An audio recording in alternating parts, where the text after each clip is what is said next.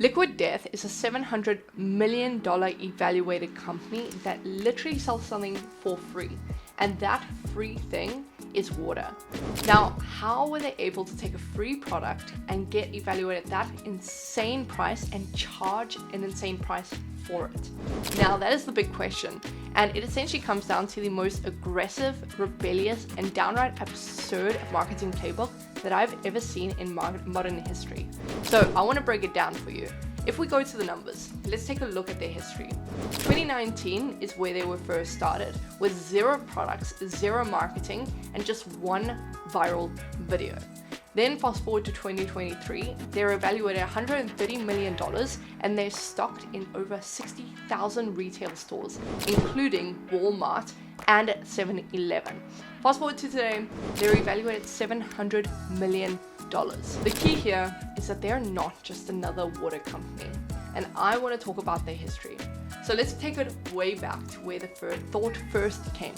In 2009, the Future founder Mike ended up going to a punk rock concert.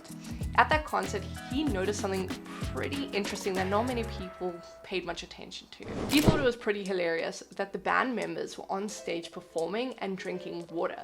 But they weren't drinking water out of a water bottle. They were drinking water out of energy drink cans because they wanted to seem cool while hydrating. And obviously, if you're hydrating with just a water bottle, it doesn't really have the same effect. And he paid attention to this. And that's when he had the crazy thought, what if water was branded like an energy drink? And that is all it took to ignite the idea behind the brand. So he decided to kick it off. He wanted to create a water brand that was marketed like an energy drink. It was aggressive, it was rebellious, it had the same kind of approach. But there was one problem. Investors did not believe in it, and if anything, they kind of laughed him off just the same as distributors did. So he was kind of on his own trying to figure this all out without the funding. So what do you do when you have no distribution, you have no funding, and you have no real product? Well, he found a way to make it work. He went and created a 3D rendering of the product so real that you almost couldn't tell that it wasn't there. From there, he filmed a $1,500 commercial pretty much marking energy drinks with his can of water. And from there, he then spent $3,000 on Facebook ads.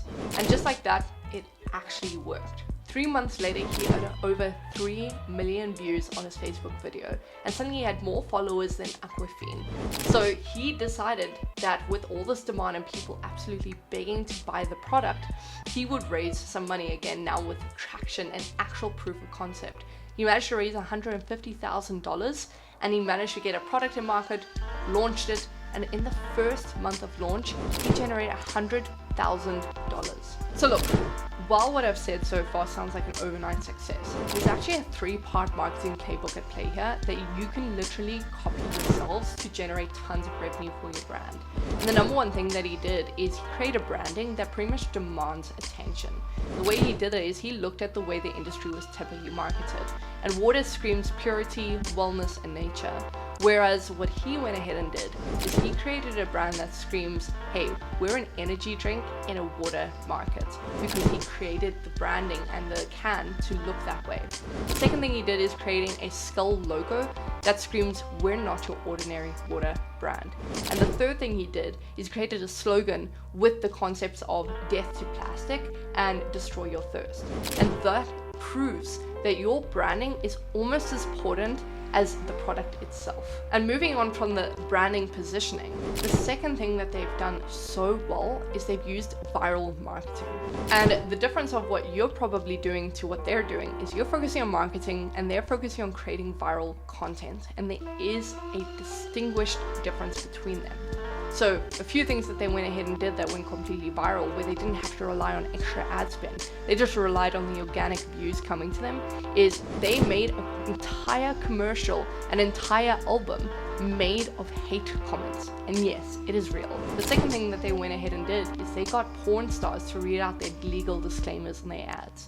And the last thing that they did that went completely viral is they had a Super Bowl ad showing kids shotgunning their waters. And you can imagine what kind of viral conspiracy that stirred up, but it worked. And as you can imagine, there are teams and there are tons of brands that are playing the marketing game, And then there are brands that are playing the organic game. And the organic game will trump marketing any day of the week, because where you're spending $3,000 to get $6,000 back from marketing, they spend $3,000 to get 3 million views. And if you take 1% of that, you can imagine the conversion. So they got 3 million views, generate $100,000.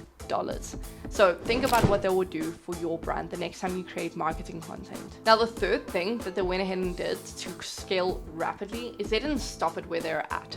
They used the traction to build an aggressive retail strategy. Unfortunately for them, they had a massive break where they got into Whole Foods. And Whole Foods screams organic, but the reason why Whole Foods really like them is because of their concept of death to plastic, which fits in line with their mantra.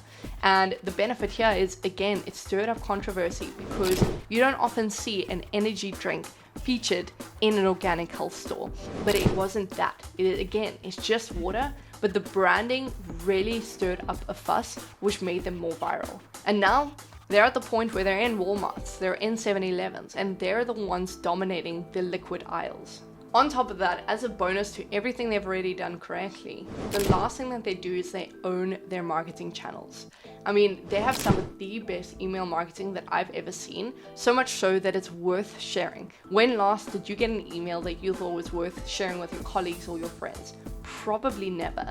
They have taken every marketing channel, but they've gone ahead and owned it. Where most people spend tons of money on ads just to get some kind of return, the difference here that most of the big brands like Liquid Death are doing is they're owning that channel instead of renting it. So all those customers that have ever purchased from them and all the customers that have shown interest, they have their contact information and they're constantly shooting out more cultural emails to them to actually get them to convert. So instead of relying on a 3% conversion rate on a Shopify store, they're relying on a 30% conversion on the follow-ups that come after that.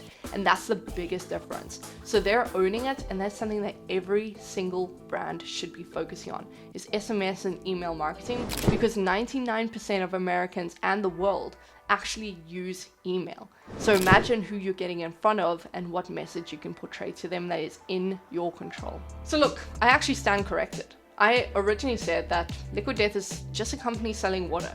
But the difference is that they are not a water company. They're actually an entertainment company at this point. And there are 3 main things that they've done throughout this entire process, if not actually 4, that has converted majority of their audience and has created this huge viral sensation.